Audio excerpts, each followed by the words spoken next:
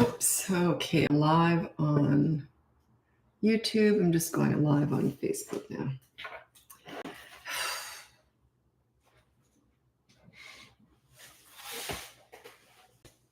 Okay, I'm live on YouTube and Facebook. Just waiting for everyone to turn up.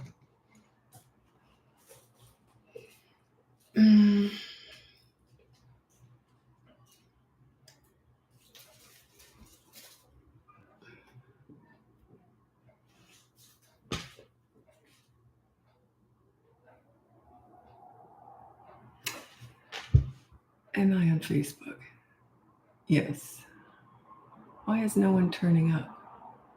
I don't know. There we go. Okay. Hello. Just waiting for everyone to turn up.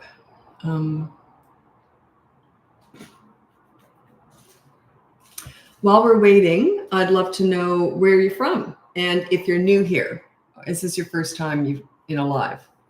I've been doing these now for a couple of years, pretty much every day on TikTok. And then quite new here on Facebook. It's only been maybe a year on Facebook. New York, excellent. Hi, New York. I think you've been here before. I think I remember that name. Okay, so I'm here in Vancouver, Canada, by the way. So where are you from? I'm just waiting for everyone to turn up. I like to give people a few minutes. Ohio, hello.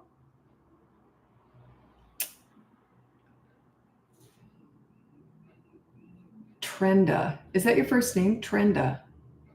Brisbane, Australia. That's where my kids were raised, in Brisbane. Brizzy.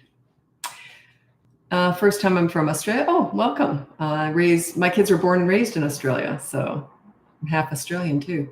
I love your advice. It's helped so much. Excellent. I'm happy to hear that, Jessica. Okay.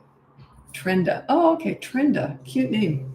I see all sorts of names because I coach people all over the world. And some names, I have a hard time pronouncing a lot of them. But yeah, some of them are. I have one client who's got the most gorgeous name I've ever heard, ever. I can't say what it is, but yeah, it's just like, imagine being born like that. Like with this phenomenal first name and last name. Gorgeous. Okay. Just beautiful, like poetry. Okay. Northern Territory, Australia. Oh, wow. I never made it up there. CT is Connecticut, I think. Chicago. Welcome.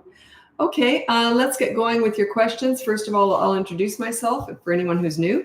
My name's Lisa. I'm a parenting coach. If you go in the link above, you can see my free behavior board, my mini toddler courses, my big boot camp courses. I have 2 of them now, toddlers and children, or you can look into coaching. By the way, if you're going to buy one of my courses, Podia, the host, where I host my courses, they say that you can't pay. Just keep following through. You can pay. They're trying to get rid of it. I'm not happy about that, but whatever. I'll keep my mouth shut here.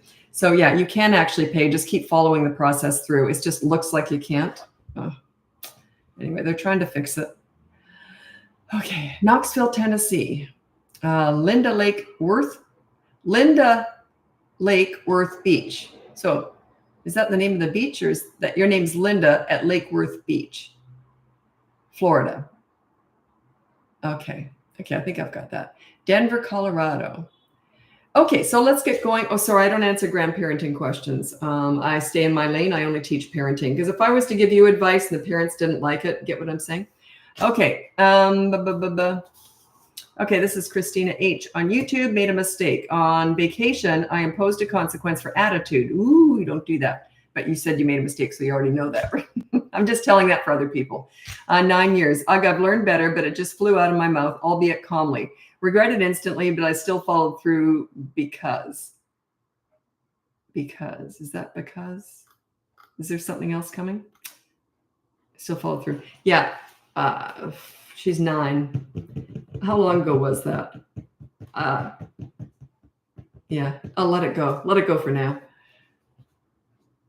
Sometimes parents, when I'm coaching them, they'll say, oh, I really messed up over the weekend. And I'll say, it's not too late. You can go back and fix it. But yeah, I don't know the situation that well. That in coaching, it's quite different. But yeah, I'd be inclined to go back and fix that up. But okay. I don't know if backing out was worse. We were in boot camp course. Oh, I see. Have I messed up with all our hard work? We've been doing so well. That was our first mess up. And okay, perfect. You're in the boot camp course. I would apologize to her, say we messed up. we're going to take you out for ice cream or do something nice for her. Yeah, own it. It's okay to make mistakes as long as you own them and make amends for them. Okay. In other words, you're accountable. So yeah, own it. She's 9. I wouldn't do that with a 3-year-old, but she's 9. Just say, you know what? We messed up. I shouldn't have said that. That was all on me. But do not say, but your attitude still wasn't good. Don't even discuss attitude. Just say, we messed up. Okay.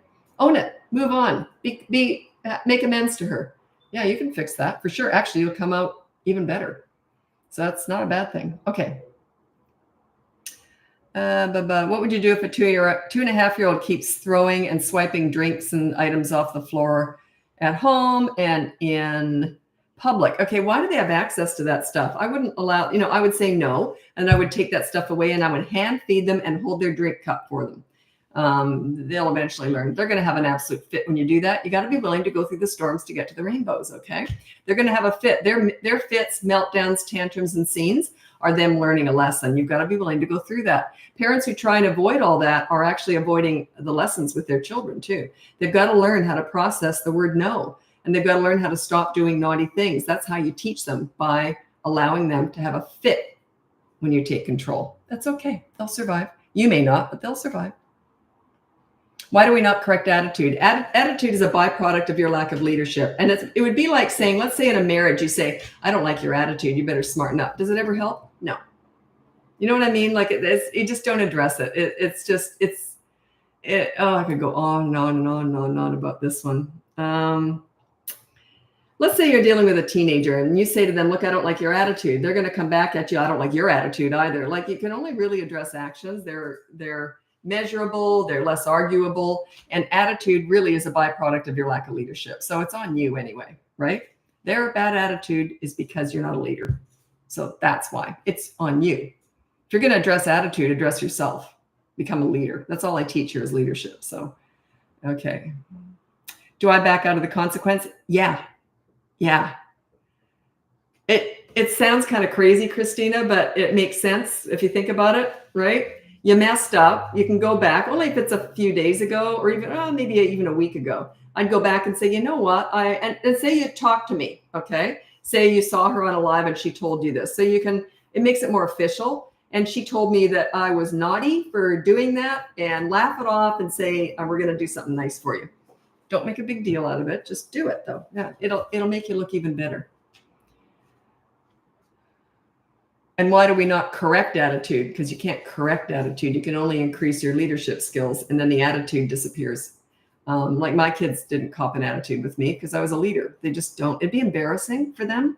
It's like, have you ever had a coach or a teacher that you really looked up to, like a mentor, and they made you feel great about yourself? Would you ever have an attitude with that person? No. It's like that. I teach leadership parenting, and it's the same as like mentorship and coaching and all that kind of, that kind of stuff. It's that feel good stuff. It's not dictator or authority style. And it's certainly not the pleaser style. That's a disaster. Total disaster. Okay. I'm wondering, when you say, really good question, I'm surprised more people don't ask about this. This is Gina. I'm wondering, when you say ignore the tantrum and then say, let's go to the park, isn't that like a reward? It's actually flipping the whole topic.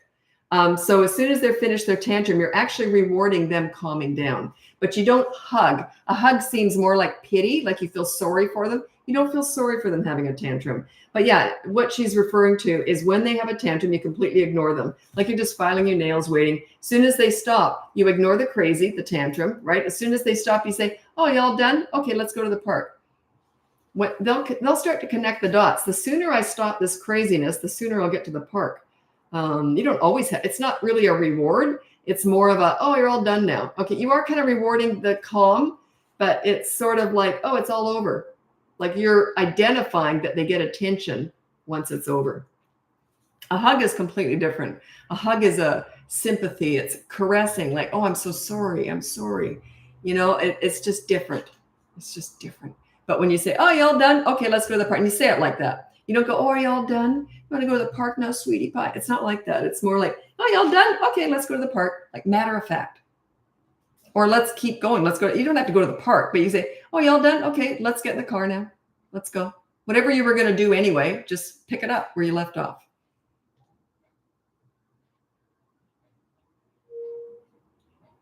Oh, you got a 2-year-old in Oh, a 3-year-old who's a runner. Yeah, get a harness and then clip them in when they start to run. Put them on a leash. It's better that than them being flattened by a bus. I mean, you harness them in a car for safety. I would do the same out in the streets. Don't apologize for that. Just say, if you're going to run, it's dangerous. You're going to get clipped in. I don't use the behavior board for that one because it's a life and death danger thing.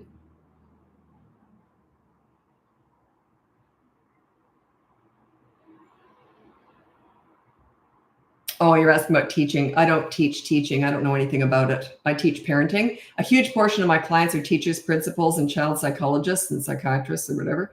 But yeah, I couldn't do their jobs and they struggle with parenting. Business, institution, non-personal, personal. Very different. So some stuff transfers over, but a lot doesn't. So yeah, I don't know anything about teaching or daycaring or anything.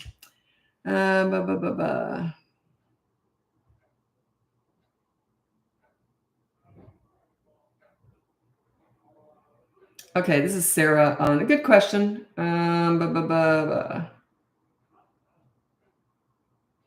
I'm just reading through. She's got 3 or 4 different things here. Okay, I ignore tantrums and don't give in once he calms a bit. He starts asking, can you give me a cuddle over and over? Is that rewarding him? It's coddling. It's making it look like you feel bad about it. You don't want to go down that path. So yeah, you never hug after a tantrum. That's not a love hug. That's a please validate that tantrum was good, that you feel sorry for me. You see, it's just different. There's emotions attached in that one. It's not a love hug. So yeah, you just say, you're all right. So don't, if they want to hug, just say, you're all right. Pat them on the back and then divert and say, do you want to go read a book or do you want to go do something else? Or you see, you just go, you're okay. No big deal. You never hug during or right after a tantrum. It's sending the wrong message. By the way, if you're having problems buying courses, it's a problem with Podia. It's just a glitch. They're trying to get rid of it. It says you can't do a purchase. You can just keep clicking through. You can purchase. Some people are just clicking through and buying anyway, but I know I'm getting a lot of emails about this. I know we're working on it. Podia is just there. I won't say anything, but yeah, they don't compensate what I've lost, but whatever. Yeah, it's not me, it's them. That's where all my courses are hosted, is on Podia. It's a course platform. Okay. They've done this before too. Anyway, okay, let it go, Lisa. We're not here to talk about that. But yeah, if you do want to buy a course, just keep clicking through. You can still buy it. Okay, I have a question. I have a 3-year-old that when he's corrected for something, he yells, stop talking. Any suggestions to stop the back talk? No, you don't stop the back talk. You just correct him, like you use the behavior board, and then just, if he's not listening, just follow through with the consequence anyway. So let's say he's talking and he's not listening. Okay, he's trying to talk over you. By the way, that's kind of next level. If you're trying to say something, you got to get real tough with this. So you're saying, okay, so the consequence is now he's yelling, stop talking. You just talk as if he's not even talking at that point. If he's being that rude, yelling at you to stop talking, just say, and then you're going to do that. And you have to do a chore within 10 minutes. And the 10 minutes, this is your phone. And the 10 minutes starts now. And then you just look around. And if he's not doing the chore, who cares? Okay. Stop talking. I'm not doing it. Don't say anything. You're just following through with what you're doing. This is all using the behavior board. It's completely free above. And then if he doesn't do the chore within the 10 minutes that you've timed it, which is on the board, right? Or whatever, 15 minutes, whatever. And then you say, okay, so you didn't do the chore. So media blackout starts now for 24 hours. Do you understand? And then make it happen. Just follow through. Don't let him control you. You're responding to him. I would never do that. Never. I just follow through with what I'm doing. He can choose. If he didn't hear, that's on him. Say, well, that was because, if he says, but I didn't hear you, well, that's because you were yelling. That's too bad. You'll know next time, won't you? Yeah, I would not give in to that. Be careful that you don't look angry when you're doing any of this. You just look, yeah, it's on you. You'll know next time. It's his choice. It's his choice. He'll eventually learn. He doesn't need to understand this right away. He will learn as you go. Okay. He'll eventually get it that, hey, wait a minute, I can't boss you around anymore. If my kids had ever said stop talking when I'm laying down the law, I think I would have fallen on my face. They just don't do that when you're a leader. They just get it. Okay. So you got to work on your leadership skills here. Like if they'd said that, I would have been shocked. So they don't talk like that when you're a leader. That's where you want to go. You want to prevent all that stuff. Like I never dealt with stuff like that. You want to prevent it. Okay. So that's where you're headed. Check out the behavior board, the boot camp courses, the coaching, whatever. Check it all out. It's all about you being a leader. The behavior board's free. Starts at 3. Okay. What if my son gets a media blackout and then a second one on the same day? You don't do that. Do you double down and do 48 hours? No, never. What are you going to do for that 2 whole days? And it kind of loses it just builds resentment and hatred and just builds negativity. So 24 hours is plenty. So you say, if they keep doing the same crime while they're in that media blackout, you might say this once or twice. That's why you've got media blackout. They are learning, and it's a bit of a free reign where they can just do whatever they want in that 24 hours. That's okay. Chances are they won't do it next time. Okay. So yeah, you just say, that's why you're in 24-hour media blackout. The next time they do that same thing. Everyone's trying to avoid the scenes. Everyone's trying to avoid all this stuff. That's where the magic happens. It's the fits, the scenes, the meltdowns, the tantrums. That's where they're processing you're in charge and they aren't. That's their process. Allow that to happen. Allow that to happen without you intervening in that. That's them learning that they're no longer in charge, that you are. It's mean to allow a child to be in charge. It's mean to allow a child to be mean to you and mean to other people. You want to be a leader for your children, to guide them into making good choices and being nice people. That is kindness. This is kindness. Remember, connecting is more important than discipline. I teach disciplining, but that's a tiny part of what I do. Certainly in coaching, most of it's about connecting with your kids. But in here, I'm just responding to your questions, right? And everyone's asking me, how do I fix my kids? And I kind of sound like a broken record, but we're not fixing kids here. We're teaching and fixing parents. It's you. You lead, they will follow. So that's really all I do in coaching. It's teaching leadership. We don't fix kids. We teach leadership. Sorry, I'm just looking at my notes here to see if I have anything interesting to talk about.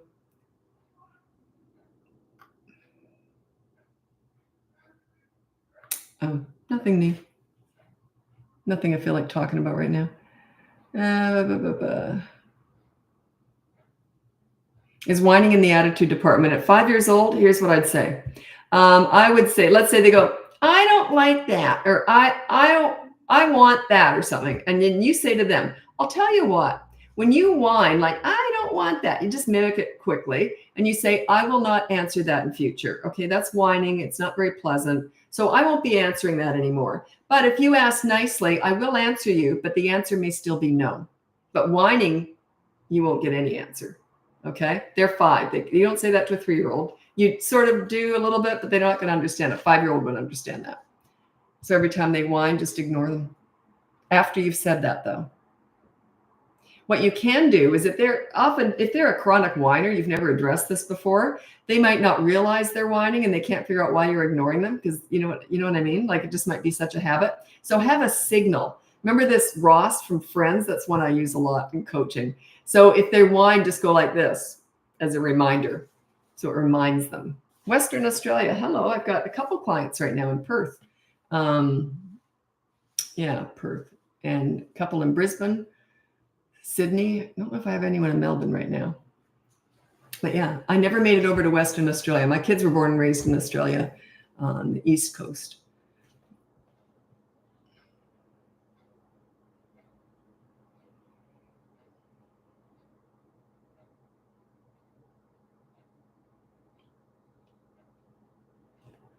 Three-year-old hits his face during tantrums. What's the best way to deal with this? When they are having a tantrum, you completely ignore them unless they're hurting themselves, hurting someone else, or damaging property. Then you physically restrain them. You just say no, and then you look away. You still don't look at them or talk to them. You just say one word, no, and you physically restrain. Let go after a minute. If they start hitting again, just grab them again. And just keep doing that over and over and over. They usually up it once you start interfering like this and they realize they're starting to lose control, because hitting themselves was getting attention. He was doing it because it worked. But yeah, you're not going to give it any attention anymore. So they'll eventually stop doing it. But they usually get worse before they get better, because they're like, oh, you think that you're going to handle me? I'm going to handle you. So they will fight back pretty bad sometimes. That's okay. It's all part of it. Got to be willing to go through that. Like that 8-year-old kid, I'd never met him before. And when I had to work with him, he says, if you don't give me what I want, I'm going to have a fit. And he said it with that filthy look on his face. And I said to him, bring it on. And he never did. He's like, oh, she knows what she's doing. So yeah, I could have cared less if he had a fit. Wouldn't have bothered me in the slightest. I would have been proud of it, have a fit. And I want everyone around to see how I handle it. I just sit there like it's not even happening. Yeah. You cannot control me. And then he was good as gold with me. I found that the kids who were the most difficult and, feisty like that were the quickest ones for me to turn around. Because it's almost like when they come up against a calm leader, they almost go like this. Oh, finally. That's what they've been screaming for. That's why they're so difficult. They don't know how to ask for leadership. They act out to get it. And if you don't give it to them, they keep acting out. They keep getting worse and worse and worse. Children instinctively need, crave, and want a leader. If you're not a leader for your children and you send them out there in the world to school, grade 1 or whatever, they're going to be very vulnerable, very susceptible to bullying, peer pressure, the drug dealer on the corner, the internet, the Kardashians. You get the idea. They're going to go searching for a leader elsewhere. That's why kids get in trouble, because they haven't got a leader at home. When you're a leader right through the teen years, they come home and tell you everything. Do you think they're going to want to get into any trouble when they know they're going to end up coming home and telling mommy about it? It's teenagers. Yeah, they just don't. They're just so used to talking to you and trusting you. So, okay.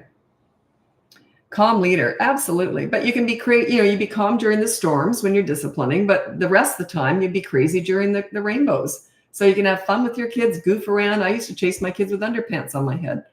Only my own, and it was laundry day. They were clean, yes. But yeah.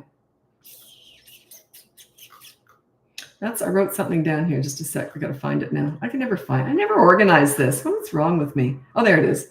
I always say, after this live, I'm going to organize all my notes. I never do. Okay. These are my top 3 leadership qualities. This is about, the last one is for 3 and over, all 3 of them are for, the first 2 are for all ages, but the last one is just for 3 and over, really. Okay. This is my top 3 leadership qualities. Number 1, you stay calm during the storms. Just like I said, when you're disciplining, it's like a business transaction. No emotions, no anger, nothing. You're just calm. And then number 2 is be crazy during the rainbows. So when everything's great, just be fun, have fun with your kids, laugh with them, just be buddies with them. And then the last one is when they're 3 and over, be a great listener. Children, you want to listen to understand and show empathy and encourage them to problem solve on their own with you there kind of guiding them sometimes, especially when they're younger. But be a great listener. You listen to understand and show empathy. You don't listen to gather information to lecture with, okay? Or they'll stop talking to you.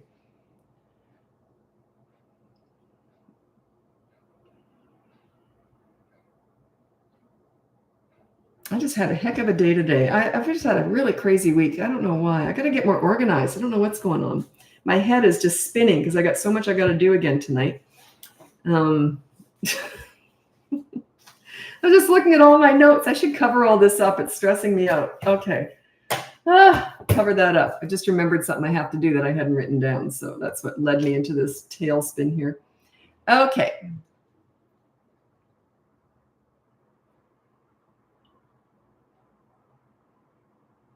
Okay, my daughter has just turned 3. Her attitude has gotten so bad. Okay. 3 is a fork in the road. At the age of 3, it's almost like on their 3rd birthday, they stop and think, wait a minute, are you a leader or should I take over? It's like they stop and think. They just do. They can start to reason. So at the age of 3, if you've been a leader, you've been using consistent corrective actions, you've been calm during the storms, crazy during the rainbows, all that good stuff.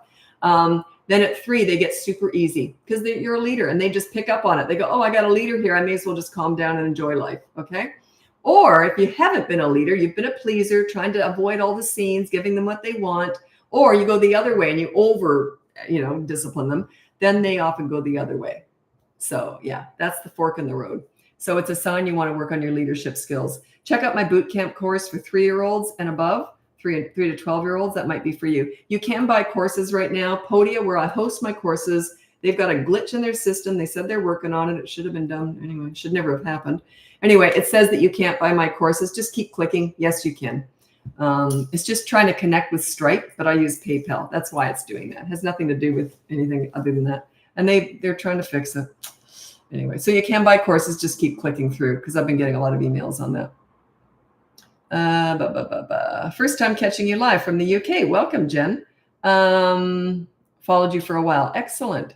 Most people on these lives are regulars. And someone said they were a long-term regular for a couple of years now. And they said, don't you get tired of saying the same things over and over and over again? No, because it's new people coming in. Well, obviously they weren't new, but you know what I mean? Like I'm still helping people. And I'll be honest, when I tell a story, like if I tell the pool story or anything, I can't hear it anymore. It's like I just tune myself out. Then I think, did I say that right? Anyway, the pool story is probably my best story. It's all about leadership parenting, what it means to me. And it's a true story, and it's called Example of Leadership Parenting. That is the video. And it's the very first video. I don't know where it is on Facebook because I don't do my social media, but I did pin it. I knew how to do this. I did pin it to Instagram and TikTok. It's the very first video on both those platforms. It's called Example of Leadership Parenting, and it's the pool story. I don't have the bandwidth to tell that story right now, but it's a good one. And then I don't think I've told this. I might have told this the other day. No, I never have. There's another one that I tell only in coaching. It's the pool story, but it's on steroids. And it's just a bit too intense. So I don't like to tell it in the lives. But anyway, yeah, it's all about leadership parenting. Your goal as a leader with children is to make them feel good about themselves. Not you. They will anyway. That's a byproduct of this. But your goal is to make your kids feel good about themselves. They don't feel good about themselves when they're being rotten. They just feel like crap. Their self-esteem's in the toilet. You want to guide them into making good choices, okay? And once they do that, then they have pride, high self-esteem. They like themselves, and then they like you, and they treat you great. I used to mentor troubled teens, and one of them said to me, he says, I didn't like myself till I met you. I thought that was one of the nicest things anyone's ever said to me. I didn't like myself till I met you. That's your goal as a leader. You want them to like themselves when they're with you. And then they naturally, instinctively want to please the person who makes them feel that way, right? Doesn't that make sense? If someone makes you feel great about yourself, don't you kind of want to please them even as an adult? I'm 63 and I'm still like that. If someone makes me feel great about myself, I want to please them. I want to make them feel good too, like it's reciprocal.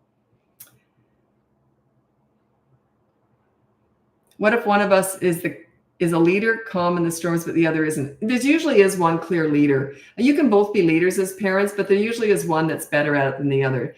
But better if you've got a stronger leader, then the other one defers to the leader. And if they're struggling, just say, let's check with mom, or let's check with dad, or just send the leader should take over. The thing is, once you're a really good leader, past the age of 3.5 to 4, they're respectful. They respect themselves, so they respect everybody. But when you're working on this, yeah, it's hard work. But you want to be in charge. If you're the stronger leader, you want to be the default one that makes the decisions. Later on, they'll be good with everybody. But for now, you got to work to get respect. Once you've got it, they're a piece of cake. Maintaining it's easy.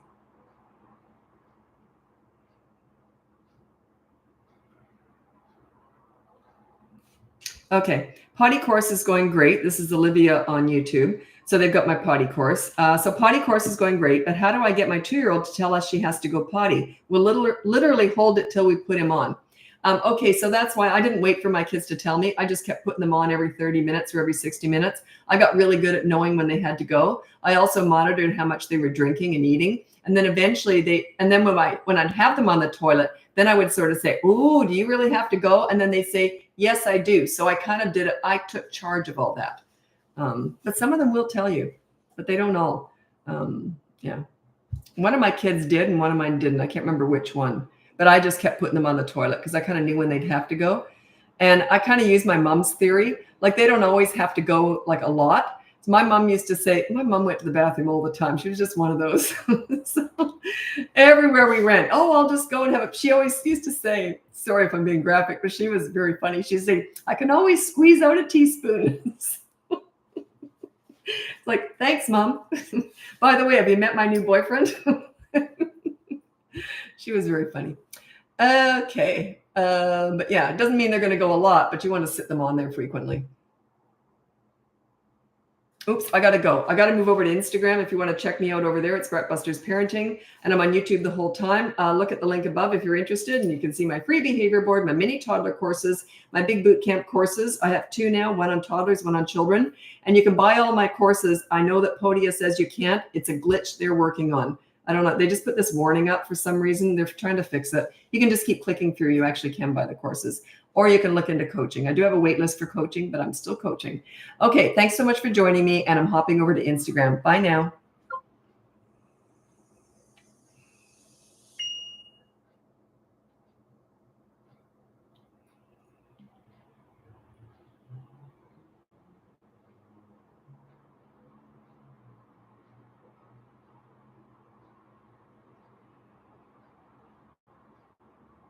Okay.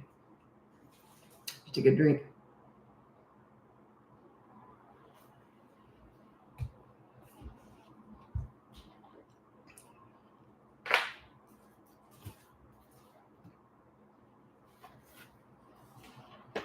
Hello. People turn up fast on Instagram. Nowhere else, just Instagram. I don't know why that is. Like it's like everyone gets the notice at the same time, but on other platforms they dribble in. I don't know why that is. Interesting. I'd like to know, but I never do. Okay. Yeah, I never let anyone into my lives. I only did it once and they started talking about their business. Oh, it's agony. And I was brand new to doing live, so I didn't know what I was doing. And I didn't know how to get rid of them. And they were talking about their business using my live. How dumb was I to let them in? Anyway, I've never done it since. So yeah, don't even ask. But yeah, sometimes people ask. That's why I said that. Okay, so let's get going. My name's Lisa. I'm a parenting coach. If you go on the link above, you can see my free behavior board, my mini toddler courses, my big boot camp courses. I have 2 of them, one on toddlers, one on 3 to 12-year-olds. And you can buy my courses right now. Podia, where my courses are hosted, they have a glitch right now. They're trying to get rid of it. It says you can't buy my courses right now, but you can. Just keep clicking through and you can still buy them. People are clicking and buying them, but so I'm getting a lot of emails too. We can't buy a course right now. Yeah, you can. Just keep clicking. They should have got rid of it by now, but they didn't. Okay, I can't talk about it. Anyway, or you can look into coaching. Anyway, let's get going with your parenting questions. If you're new here, I try to get to as many questions as I can, but obviously, and I also try and mix up the questions. And then I also like to mix it up with some just general information about parenting that I like to throw in, because when I'm doing these lives, I'm kind of reacting to people, to parents. Whereas in coaching, it's not like that at all. I totally take over and I'm in charge of that. But because it's more about connecting than disciplining. Everything I teach is more about connecting. But everyone asks me about how to discipline. Everyone wants to fix their kids. I don't do that. I fix and teach parents. You lead, they will follow. We're not fixing kids here. We're teaching parents. So anyway.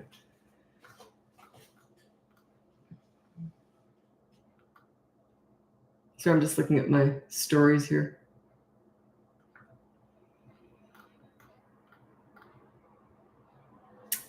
Nope, never mind. 2-year-old begs for stories nonstop before bed. In other words, I'm in charge. I'm in charge. Yeah, I don't do that. Just say, all done, and then walk out. That's it. They're just, it's manipulation. That's all.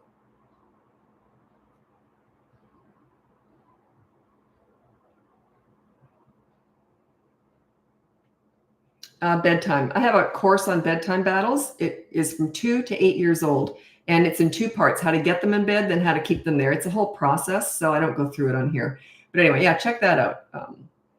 Getting them in bed is easy. It's keeping them there that's usually the problem. And it's usually one night of hell, but it's often just one night.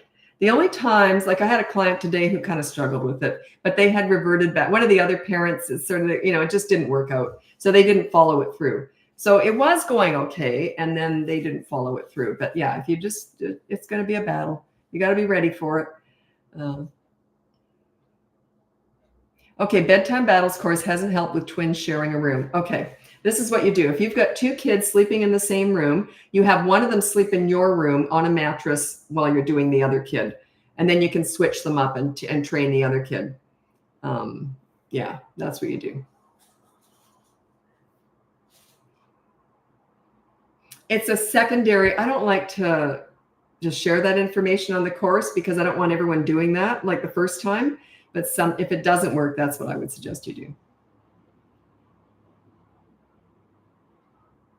3-year-old is normally pretty easy, but was so naughty when we had company stay for a few days. Why can this happen and how to nip it in the bud? Well, my gut reaction is because everything's about the 3-year-old.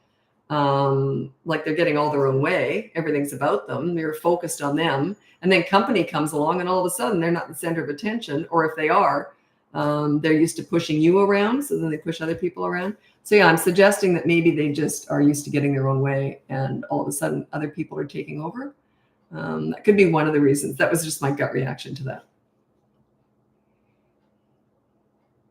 Yeah, like your attention is elsewhere, whereas normally it's all on them. Could that be it? So you got some work to do. Work on your leadership skills. That wouldn't happen if you were a leader. Remember, we're not fixing kids. We're fixing and teaching parents here. You lead, that would never happen.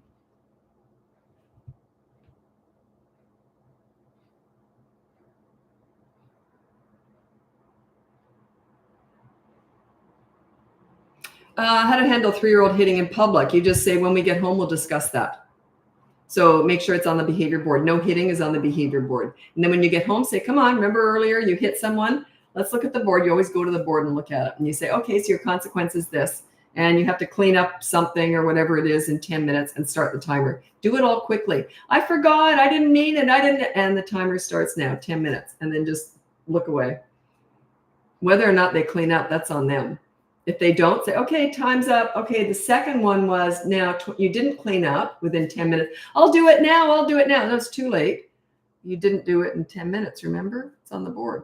Anyway, so then that means 24-hour media blackout starts now. Do you understand? And start at 24 hours.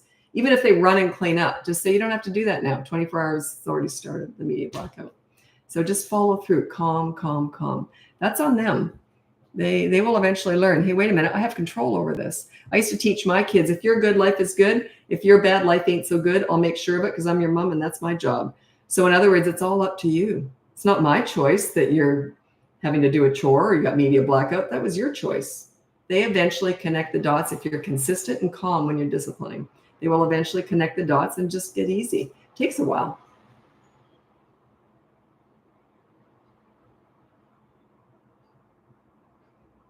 Potty training number 2. Okay, so a lot of kids will pee on the toilet but won't poop on the toilet. There's 3 reasons for that I've found, common reasons.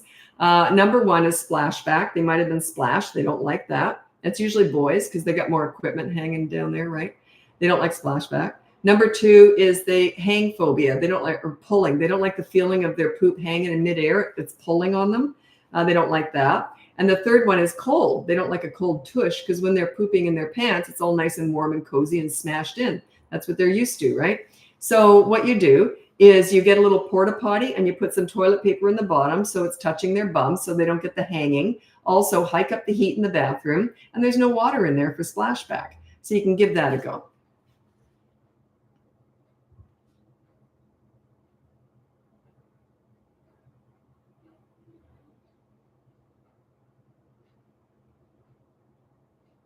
Do you have any information on sleep training for infants without doing the cry out method? I've never heard of another method. Yeah, never heard of it. Not one that I would ever do or recommend. No, sometimes you gotta be willing to go through that tough stuff.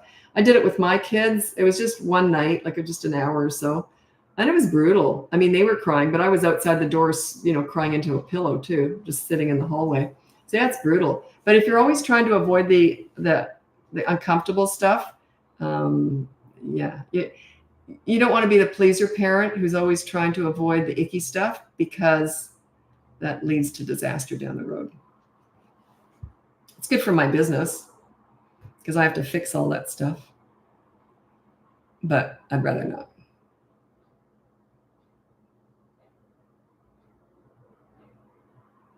Four-and-a-half-year-old goes ballistic sometimes if I don't have a treat when I pick him up from daycare. He also wants multiple snacks after the bath. So in other words, your 4-and-a-half-year-old's in total control and bossing you around and he's totally the leader. Work on your leadership skills. Remember, we're not fixing kids here. That's a direct result of your parenting. So you can only fix yourself anyway. So you can only fix your parenting. You lead, he will follow. Yeah, he's totally in charge. He's just manipulating the heck out of you.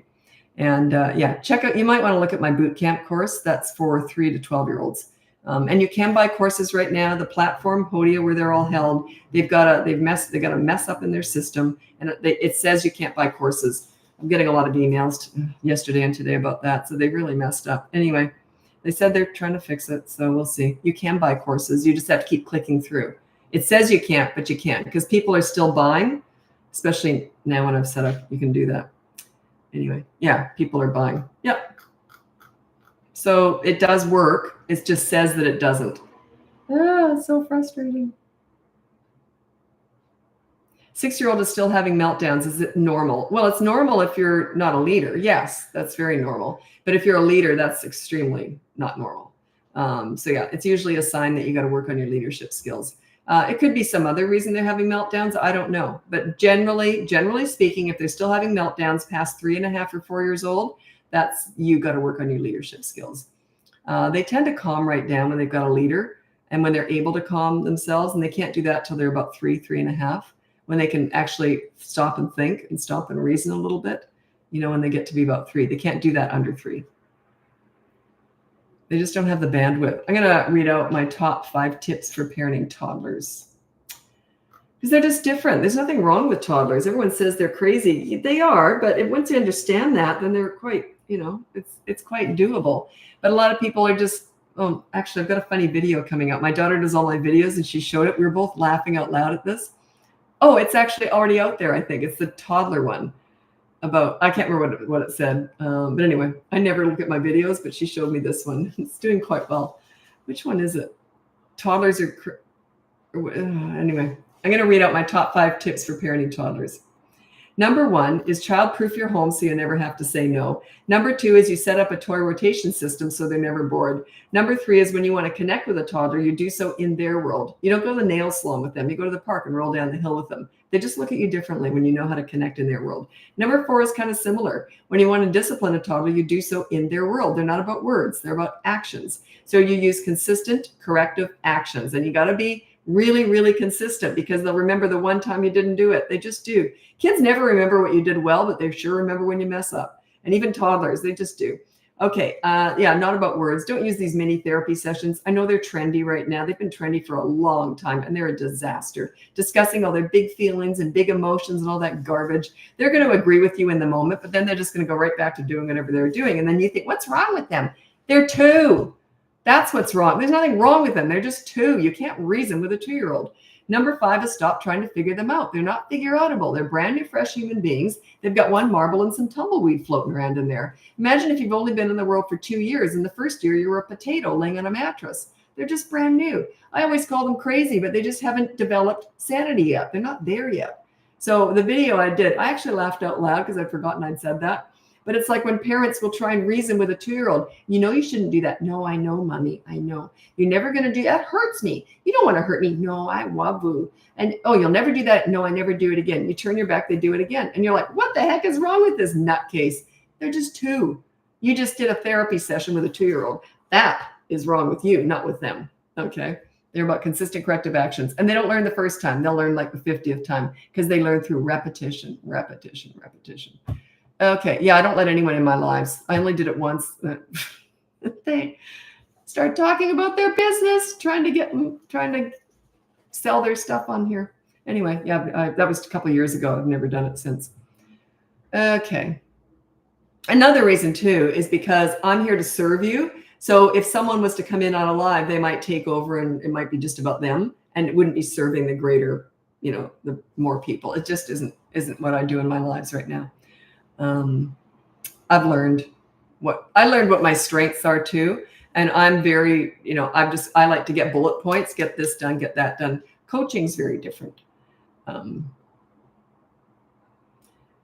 Sorry, I'm just checking something. Oops. Okay. No BS or fluff. I ain't got any of that in me. What you see is what you get. I say what you need to hear, and I'm not here to be popular. I'm here to help you. I want you to find the joy in parenting. My main goal is not for you to raise nice kids. My main goal is for you to sounds like I'm saying mangle. My main goal for you is that you are enjoying parenting. I want you to have fun and enjoy it like I did. I had a blast. And then the byproduct of that is that you're raising great kids. It's a byproduct of your joy in parenting. You can't find joy in parenting kids who are acting out.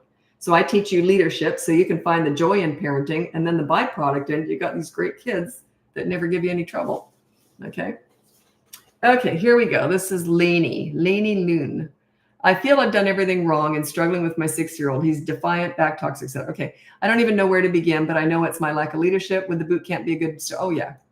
Boot camp. I would strongly recommend that. You can buy the courses. I know Podia says you can't. They're working on it. It's a glitch. It says you can't purchase right now. You can. Just keep clicking, because people are purchasing. Yeah, it's working. It just says you can't do it. They're working on it. Not fast enough, but whatever. Okay. Potty training advice for 2-year-old. It's a whole system. Check out my potty training course. What do I call it? Potty party. Yeah, it's a party. It's a messy one, and it's just you and your toddler.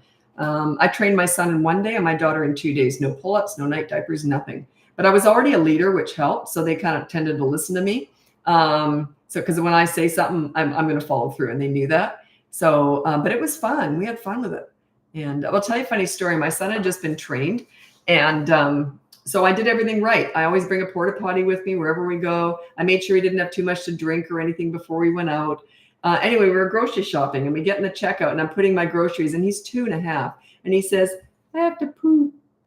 And I said, and I instantly got eye contact with the checkout woman, and we looked at each other. She obviously was a mother too.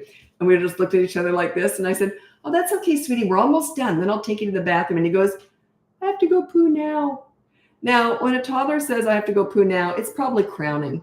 And I knew that. She knew it. So she said, "Just go." Now, in Australia, where I raised my kids, the supermarkets are not freestanding like they are here in North America. They're inside malls. So the bathroom was at the other end of the mall, the public washroom. And I knew I had to run. So anyway, I grabbed him, held his butt, tried to squeeze his cheeks together as I'm running with him. So you just imagine him running, squeezing his butt cheeks. Plus, I have a phobia about public bathrooms. So I quickly ripped down his pants, and we finally got there, held him over, just bent him in two and held him over. And he pooped right away. Didn't even have to sit on the seat. He pooped right away. I made it. I couldn't believe I actually made it. But then I went back, and then it was so sweet. The checkout lady and another mom had got all my trolley all ready for me. And I went back, and they said, "How did it go?" And I said, "Just made it," just like that. But I almost didn't.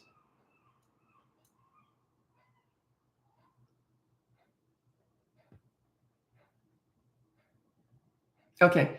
I have your course, and my daughter has been on the behavior board 6 days in a row. So she's okay. She rarely does the consequence. So it's media blackout. Is it going to work for her? Bum, bum, bum, bum. What's the rule? It's a mother's soul. I'll watch out for that. What rule do you have that she keeps breaking? Maybe you've come in too hard. You might have to soften it a bit. And you might, okay, well, tell me what the rule is. And I'll remember she's 6. I'll look out for it. I'm going to look for it now.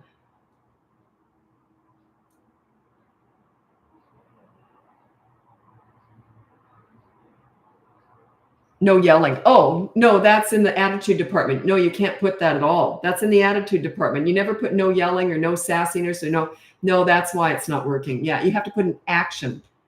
It can't be no yelling.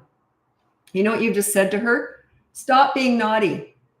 Stop disrespecting me. It's too broad. It's too big. It's too big of it. It's yeah.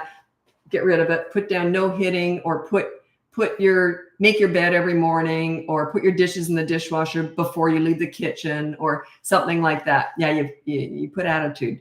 Yelling, sassiness is an attitude. If you yell, you put no yelling. You can put attitude for the parents, but that's what's going on. Yeah. Okay.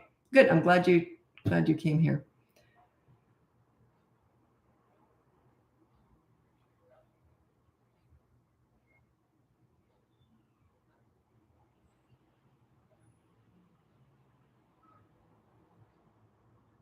Okay, toddler whining with mom, not dad.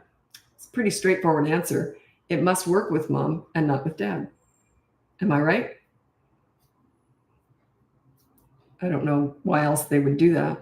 So it must work with you. Must get attention. It must get on your nerves. Or you must give into it.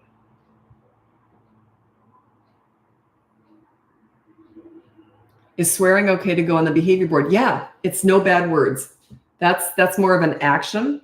But yeah, no bad words. I do put that on there. Also, sometimes I have to put no bad words or no hinting at bad words, because they'll go, "Oh, what did one kid do? Oh my God, he was so funny. Oh, he said, oh yeah, the F word." He never said it, but he said the F word. So we had to put down or hinting at bad words. Isn't that cute? I thought that was hilarious. I laugh a lot in coaching. Like, kids are just hilarious. Oh yeah, the F word. Oh God, that's so cute. Is that adorable?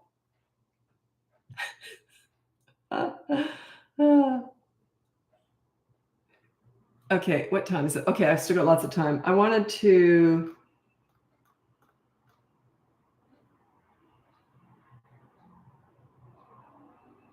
I just wanted to repeat this because I thought it was so adorable. A while ago, I had a client just over the summer, and they have a 3-year-old and a 15-month-old, little boy, and then a little baby girl, or 15-month-old girl. Anyway, they were hitting each other. The little girl would hit the big brother, trying to get his attention, and then he would hit her back and knock her to the floor, right? So we put down his rule on the behavior board is no hitting. She's too young to be on it, so it was just him. So we had no hitting as his rule. And then the mom was watching. After it took a couple of days, but then the mom was watching him, and she hit him. He didn't hit her back this time. He held her hand. He walked over to the behavior board, and he said, "See, no hitting." He was using the behavior board on his little sister. Is that adorable? God, kids are cute.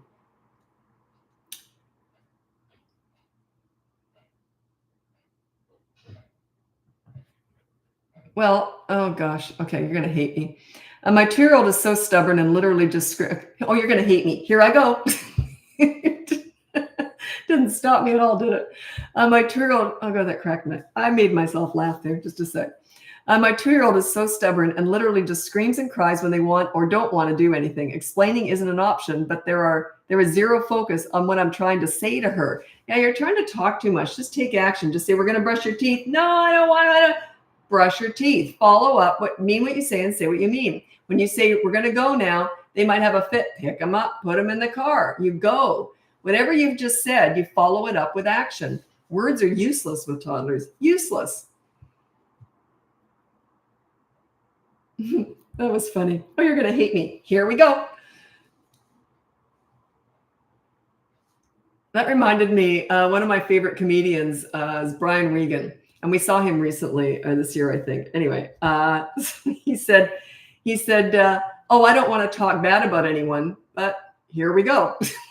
I thought that was funny. Okay. Yeah, you are going to hate me with this one. And it's not a pleasant thing to have to tell you, but how do I manage aggressive behavior from a 3-year-old towards family pets? I wouldn't have any tolerance for that at all. We always had pets in the house. My kids were trained from a really young age. You do not even run past the bird cage. You don't frighten the bird. You never pick up the dog in case you drop it.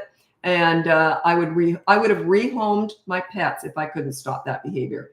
You know what I mean? If the kids were doing anything like that, I would have literally rehomed the animals, even just temporarily. There's no way I would allow animals to be mistreated ever, not in my home. So yeah, I'm an animal lover.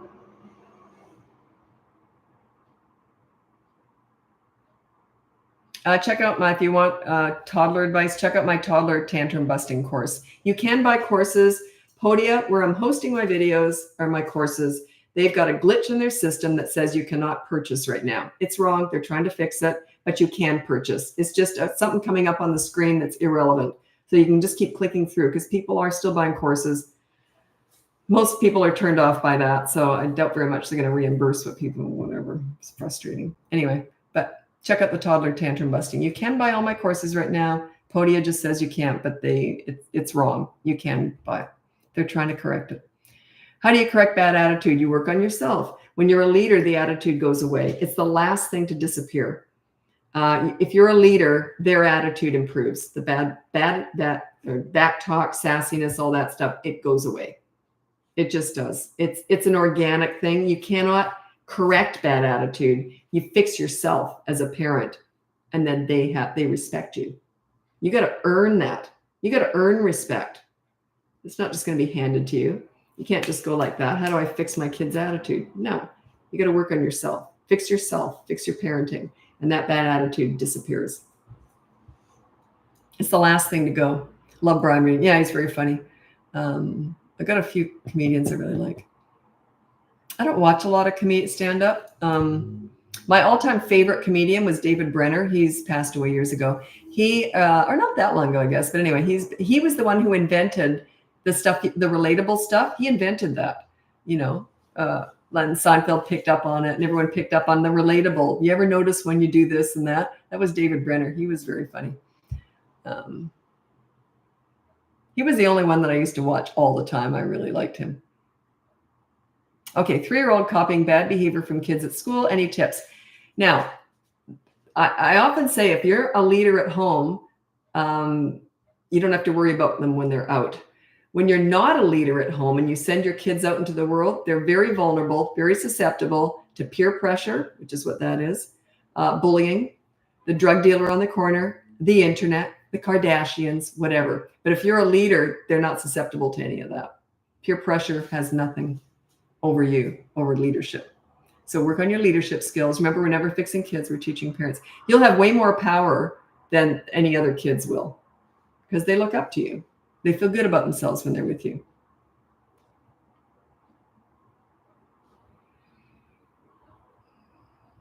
Okay, good. This is from Angela. I just recently found your content and started applying it this evening while solo parenting my 5-year-old with ADHD and 2-year-old. We had a great evening and I was able to stay much calmer with a plan. Excellent. You know, that's sometimes all you need is just a plan of action. That's like when people hire me for coaching. Sorry, I have a wait list for that, quite a long one. But anyway, when I'm working with parents, they say, oh, and then they'll just say, and then what do I do? And I said, don't worry about it. Just let me plan it all out. And then they go, oh, okay. Like, it's just nice when you've got a plan, especially when you got someone else telling you what to do, right? I can't always plan out my day, but then I'll look at other videos and that, and they'll tell me how to plan out my day. It helps. So yeah, I reach out for help too, for not with parenting, but lots of things. It helps. 14-month-old has tantrum in between activities. Advice. That's the transition stuff. Yeah, they're just going to go through that. Not much you can do. They're only 14 months. They're still a baby till they're about 16 months old. So yeah, it's just part of it. Just pick them up and move them on. And yeah, it's just part of it. You got to go through that stuff. Everyone's trying to avoid all that stuff. You can't always avoid that stuff. That's part of them maturing. That's part of them learning. They have to learn that, hey, I have a screaming fit and I still have to go where mom says I have to go. You see what I mean? If you don't take charge like that, then they realize, oh, I can take charge. If I have a fit, we don't have to go. So make sure that those fits don't win the battle.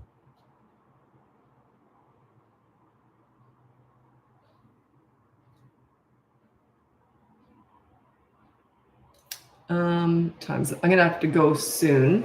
I'm gonna be moving over to TikTok soon. Anyway, check out if you look in the link above, you can check out my free behavior board, my mini toddler courses, my big boot camp courses. I have 2 of them. I have a toddler one now, and then the 3 to 12-year-old. You can buy all my courses. Podia says you can't right now. They're trying to get rid of that little warning thing. They said it's just their error. It's just they're trying to fix it. Anyway, you can actually buy the courses, so just ignore that warning. Anyway, or you can look into coaching. I do have a pretty big wait list right now, but I do like to mix up the ages, so you never know. Anyway, thanks so much for following me on this live or joining me on this live.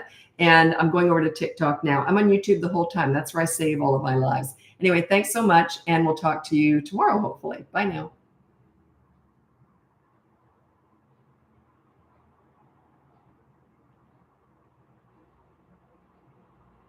The body.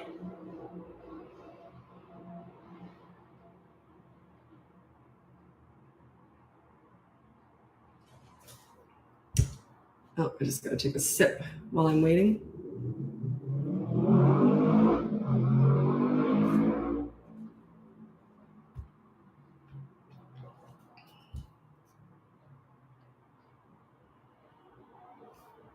Okay, this is from I can't say your name here. I don't know what it is. L.A. LaBosse or something. I don't know. Sorry. Anyway, 6-year-old can't get along with sister 3. He yells at her, hits her. Okay, put down on the behavior board. Get the free behavior board. It's in the description somewhere there. And put down no hitting your sister, or no hitting, just no hitting. Just start there. Check it out. The no hitting is the example on the behavior board. You might want to look into the boot camp course too for 3 to 12-year-olds. It's just, kind of a lot more in there. You can buy courses right now. Podia says you can't. They're trying to get rid of it. They messed up. It's just a glitch. So yeah, you can actually buy courses though. You just have to keep clicking through and you can buy them. They said it was going to be gone. I hope they fix it soon. It's been 2 days now. I thought, what's going on here? I'm getting all these emails. We can't buy a course. Yeah, you can. It's just they made a mistake. They're going to try and fix it. Anyway, okay. You can tell I'm a little bit bitter about that. I don't really have a temper, but certain things bother me. Yeah, where's the amends? What are you going to do to make it up to me? No, they just fix it after a few days and then say, there you go. Because I really believe in making amends. If you mess up, you make amends. Like if I was ever late for an appointment for a client, they'd get a free session. You make amends when you mess up. A lot of people don't know how to do that. Anyway, what was I going to say? Oh, and then they want to be thanked when they fix it. Oh, we fixed our error that messed you up for a couple days there. Yeah, I don't even want to say thank you. Anyway, it's just about accountability. Most people weren't raised with this. Where's the accountability? Anyway, where was I? Oh yeah, I'm going off on my tangent. Anyway, my name's Lisa. I'm a parenting coach. If you go in the link above, you can see my free behavior board, my mini toddler courses, my big boot camp courses. I have 2 of them now, a toddler one and a child one, and you can look into coaching. You can buy courses. There's just a glitch in the platform where I hold my courses. They're trying to get rid of it. It says you can't buy a course. Yes, you can. Just keep clicking through and you can actually purchase. Anyway, thanks so much for joining me yesterday. And also thanks so much for your support and your subscriptions or whatever you do here on TikTok. I hit 700,000 yesterday. So I could not be more shocked. That's a very good word, shocked. Anyway, thanks so much for that. I really do appreciate that. I never take it for granted. I'm older. I mean, when I went on TikTok 2.5 years ago now, my daughter kept saying, Mom, you got to get on TikTok. And she kept saying it for about a year. And, oh, Mom, you got to get on TikTok. It's just meant for you because I like real quick, get to the point stuff. I'm not one to mince words and all that. Anyway. And then, so about a year after she kept bugging me about it, I said, fine, I'll try and do some videos. Literally, I blew up overnight. I could not, because I said, TikTok, isn't it just a bunch of 12-year-olds dancing? But obviously it isn't. But I didn't know that at the time. It was different back then, by the way. But yeah, I just blew up like overnight. It was unbelievable. So I really got my big social media start on TikTok. So it has a real, place in my heart because I just did not see that coming at all. Okay, thanks so much. That's enough about me. Let's get into your questions now. Any advice for getting a 20-month-old ready for a new sibling? Absolutely none. You cannot prepare a toddler for what's coming. How could they possibly understand what's coming? Yeah, you can't. You just got to go with it. Some of them won't even notice a newborn and others will. So yeah, you just got to wait and see what happens. But yeah, no advice. It's a tricky time. It's a transitional time. There might be some jealousy in there, but watch that newborn like a hawk. Do not expect a 20-month-old to understand soft spots, concussions, stuff like that. I had a friend who we used to get together for play dates with our little boys because they were both very gentle. They weren't aggressive at all. So it was a really nice play date, right? We could just relax and enjoy. Anyway, so we both had these easy, gentle little boys. And she had a new baby girl, darling little thing. And her son, 2 years old, gentle, sweet little boy, I guess was sick of this baby after about a week, picked her up out of the bassinet and threw her on the floor. And she was okay, but how frightening is that? He didn't know, he just thought it was a doll or something that was just stunk and took his parents away from him. So yeah, just keep an eye on that newborn. It's going to be potentially a difficult time, but maybe not. They don't all even notice the newborn. 3-year-old doesn't care about consequences. You just haven't found the right one. They care. There's always something to care about. If not, you can invent leverage. You can do something like this. You can say, oh, well, and you don't put it on the behavior board. Oh, there's different ways of doing this. But let's say that they were naughty. And then you say to them at night, say, remember you hit earlier today? So I'll tell you what, we were going to go out for ice cream, but because you hit, we're not going out now. So you were never going to go out for ice cream, but they don't know that. So you've actually invented leverage. You never were going to go out for ice cream, but you tell them that they were, and then you say, now we're not. I don't like doing that, but if you can't find anything else, that's the last resort. That's why I don't like to talk about that a lot. I call it inventing leverage. You were never going to do it. You never had that leverage. You just invented it in the spot. How does the behavior board work? There's rules and consequences for everybody, including mom and dad. You're the leaders. You're showing them how it's done. So yeah, there's just a consequence. And you do 1 rule per week. And then you end up with 3 behavior boards. And then when you're in the course, then we go on to other stuff. We don't use the behavior boards much. But you start, that's sort of the training wheels of all this leadership stuff. And you only do 1 rule per week and you forget about all the other stuff, mess it all up, do whatever you were doing wrong before, whatever. But you just focus on that behavior board. You win that battle. And you're right, you have to be on there. I was, when I first started my business, I specialize in teen crisis work. And when I first started my business, I kept trying to explain to parents the importance of being accountable for yourselves too, not just expect your kids to be accountable. And I didn't have a behavior board and I didn't know. I mean, it's one thing to know what to do, but to teach it is a different thing. And then about a year, and they were getting results, but nowhere near what I thought they should. They still didn't really get the accountability. So anyway, I invented the behavior board and put the parents on it. I've never seen other people do that. As far as I know, I invented that 17 years ago. So parents have to be on there too. It changed everything. I have not changed that behavior board in 16 years. It works.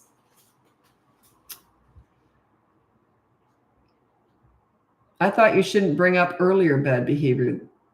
Huh? Oh, okay. So if he was bad during the day, you say, I'll tell you what, you just hit. Oh, because you're talking about what I said. Okay. So you say, okay, you shouldn't have done that. You hit. We'll talk about it after dinner. So after dinner, then you say, okay, remember I said we're going to talk about it because you hit? Okay. So now we're not going to go out for ice cream. We were going to treat you to ice cream tonight. We're not going to go. He would probably not like that. Remember, the bigger the scene, the bigger the lesson. So let him have a big scene, a big whopper. Do you take him out the next night for ice cream? Maybe, but if he asks for it, don't. Say no. You don't ask for that. It was supposed to be a surprise, a treat. You know, if they ask for it, you're filling a demand. You say, we'll take you out when we decide. So if you keep asking, we won't go out. So I taught my kids that when they were really little. They never asked for anything, like when we were out shopping. So every so often I'd get them a treat. And I said, if you ask, you'll get nothing, because that's me filling a demand. So they learned. They never asked for anything.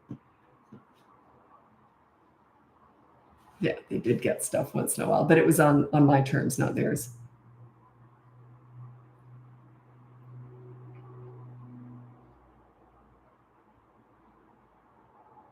How do you get a 2-year-old to stop hitting parents and pets? Yeah, protect those pets. You physically restrain them during a tantrum. You don't give them any attention though, but you physically restrain them. Just hold their hands or whatever. When they hurt themselves, hurt someone else, or damage property or animals, obviously. So yeah, you physically restrain them, hold them for a minute or two, and then let them go. If they go back again to do it, then you grab them again, and just hold. Don't talk to them or look at them though. Just hold on to them. They're going to go ballistic. That's part of it. That's okay. Are you pro sleep training? What method do you recommend for that? Sleep training with the baby is when you let them cry it out.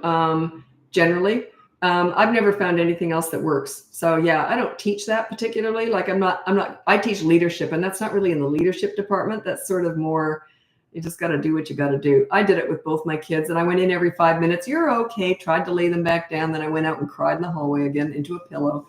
So yeah, it was only one night, but it was rough. I hated it. Couldn't stand it. Because I always say with babies, you meet their needs and you meet their wants. With toddlers, you meet their needs and you manage their wants. But with babies, if my kids cried, when my babies cried, I picked them up. I don't like let them cry. But I did it because I wanted them to I wanted to get a good night's sleep. So yeah.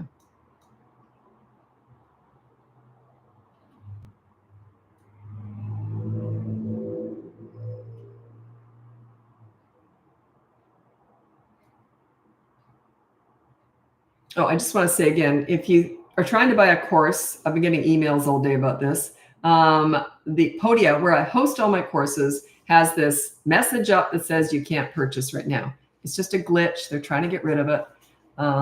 Anyway, you can buy. Just keep clicking through. You can buy because people are still buying, but I'm getting a lot of emails saying they can't. So.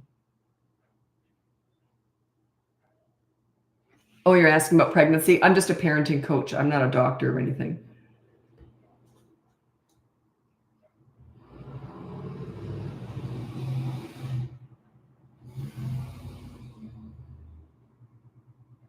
My teenager has a hard time listening and I have a hard time staying calm. What can I do better? Okay, I'm going to read out. Teenagers are my favorite age, by the way, by far. Where's my top 4 tips for parenting teenagers? And it's hard. It is hard. I started my business doing teen crisis work, and teenagers are easy. Dealing with parents of teenagers who are out of control is difficult because they're upset. They're really upset, and it's hard to stay calm when I'm dealing with people who are crying. You know what I mean? Like I can't get involved, but I do. You know, some of the stuff they go through is horrendous. So, but anyway, that's how I started my business, was doing the crisis work stuff. I still do it, but I don't lead with that. Now I'm leading with preventing all that.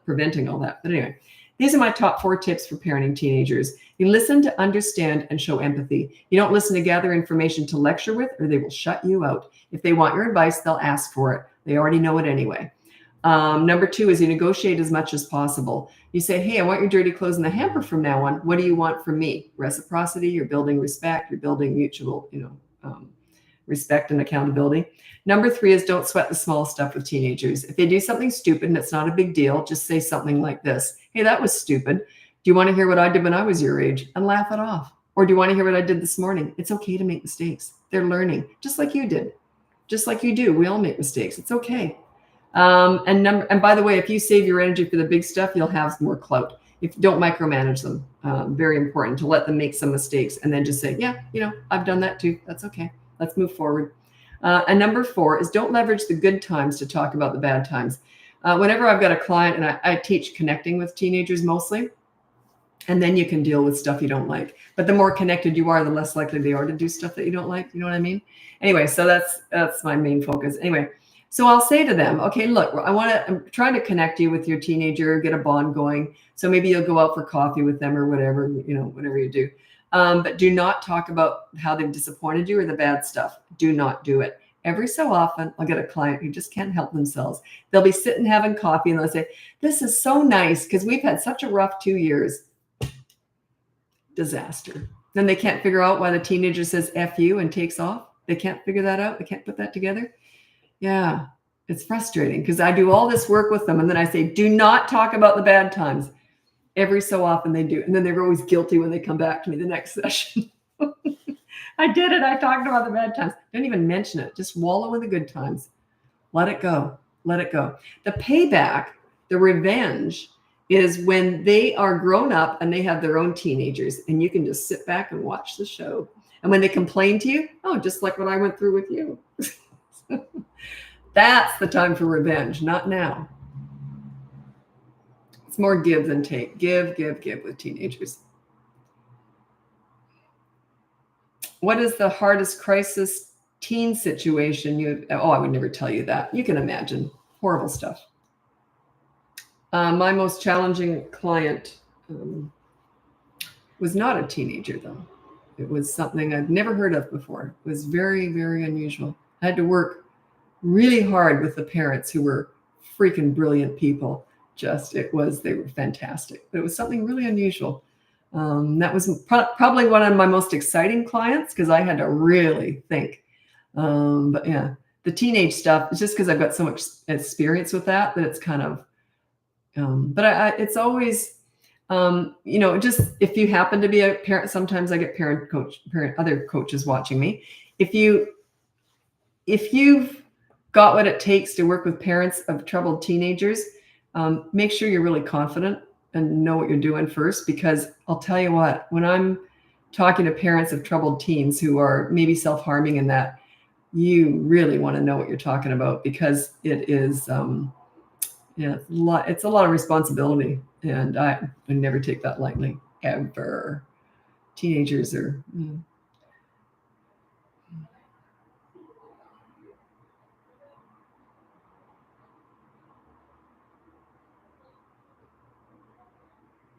6-year-old girl always speaks negative of herself. How to help boost confidence? I can't answer that because all I'm thinking is, how do you parent? What's your style? I would want to know where that came from.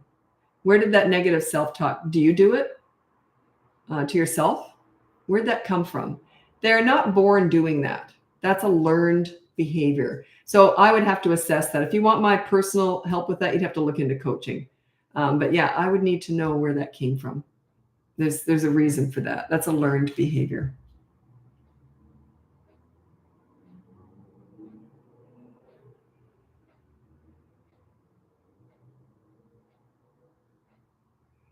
Oh, don't do continuation questions because I can never find the first one, because on these bigger platforms, they don't come one after the other. Okay. Do you do one-on-one sessions? I do, Ashley. This is on YouTube. I have a wait list for that, but you can sign up. And I do like to mix up the ages. So sometimes if someone signed up in one day, I took them on. So, but I do have a substantial wait list. But yeah, it just depends on the age. And also if you're in crisis, something really serious is going on, you'll be a priority. So check it out. It's in the link in my description there.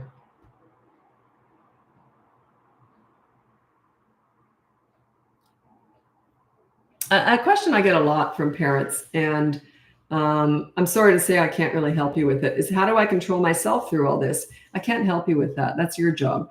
It's like I used to teach fitness, and I remember this one person said to me, well, yeah, it's all fine and dandy once I'm here, but how do I get myself here? They wanted me to answer that. Like, I don't know. Like, what do you want me to do? Drive to your place, pull you out of bed, get you dressed, and then drive you there. Like it just, that's your job. You just have to fake it till you make it. And I used to tell them that. I said, yeah, it's fine once you're here, but it is your job to get up and get here. So,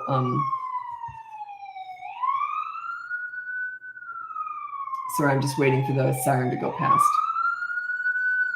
It's 2 sirens. Yeah, it's just your challenge. That is your challenge with all this, is trying to stay calm, or at least faking it till you make it.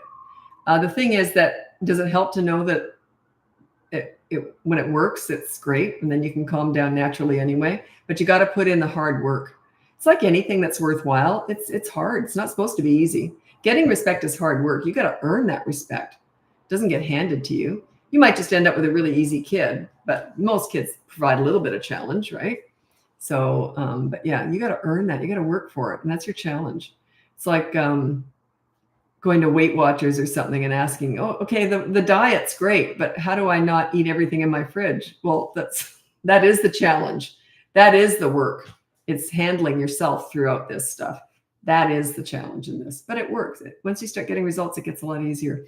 I have 2 clients right now on my roster that in session 2, I've cut the sessions in half.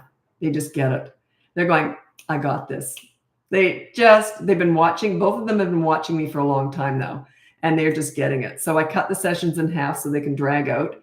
And we've even put them off for a while and said, no, you call me when you need me. So we've banked their sessions.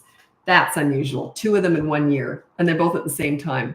They just get it, but they've been watching me for a long time. And, but yeah, so it does work, but you gotta put your own emotions aside and just follow through with the actions. See it as short-term pain for long-term gain. When you're giving into tantrums and bad behavior and trying to reason through everything, that is short-term gain for long-term pain. You want to flip that around. Tips about what to do about adopting kids. Well, I don't know anything about adopting kids, but I was adopted, so I know how to talk to them about it. Is that what you want? Because I know all about that. So yeah, I don't know anything about how to adopt kids.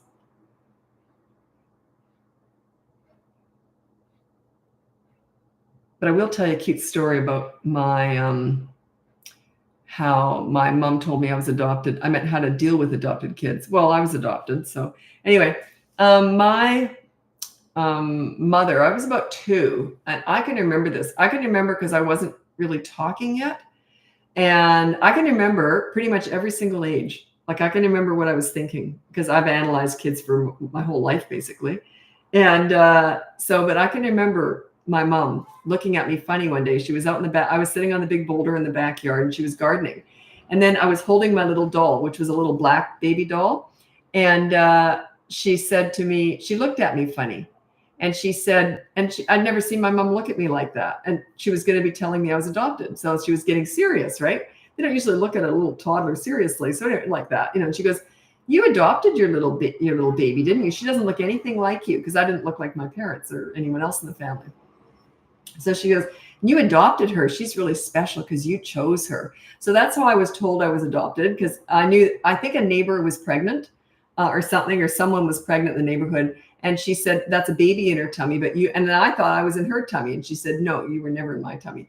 Anyway, so as the years went by, she always told me that I was chosen, which was made me special. So I remember one day I had all the neighborhood kids back in the 60s. I was born in 1960. So back in the day, we'd all be out in the streets playing every day, all the neighborhood kids. It was a different world back then. And I remember telling them, one of them said, oh, Lisa was adopted. And I said, yeah, I said, I was really lucky. I was adopted because I was chosen. You guys were just had, but I was chosen. So that night, my mom got all these phone calls from all the neighborhood mothers. And they say, can you please tell Lisa to tell our kids that they're special too, just because they were had? I thought that was so funny. Mom said, I realized then that I'd overshot, and she had to explain, oh, they're special too. But I never quite believed it. I always thought I was more special.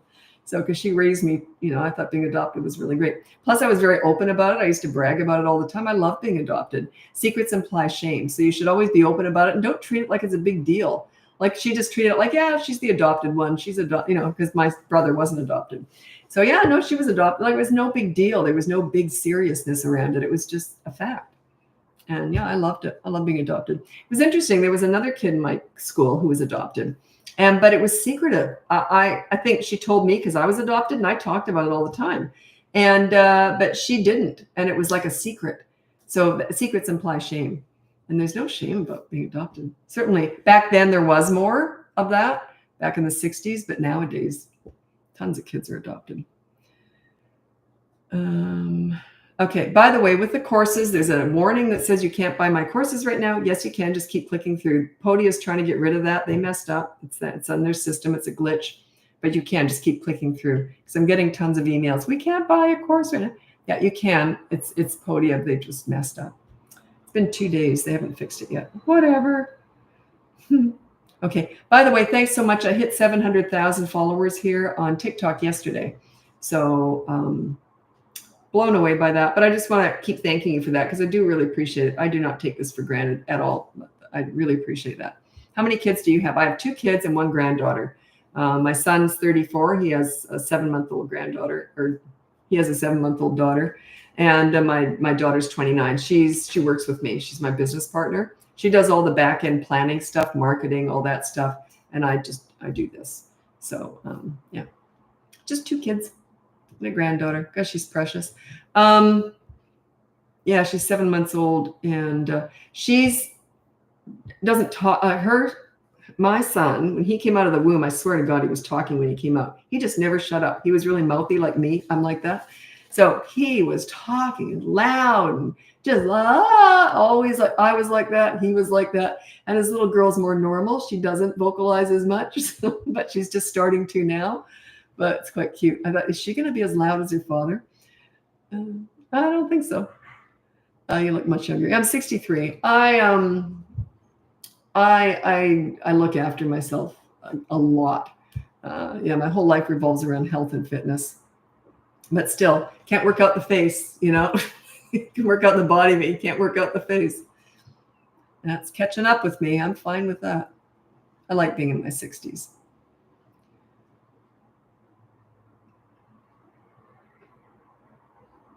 Okay, this is kind of an interesting question, but I'm not going to answer it directly. I'm just going to go off on a bit of a tangent about this. Do you think different personalities make it harder, easier to discipline? My 3-year-old is so nonchalant. Each child is different, and you have to parent a little bit differently with each child. So they're all going to have different personalities.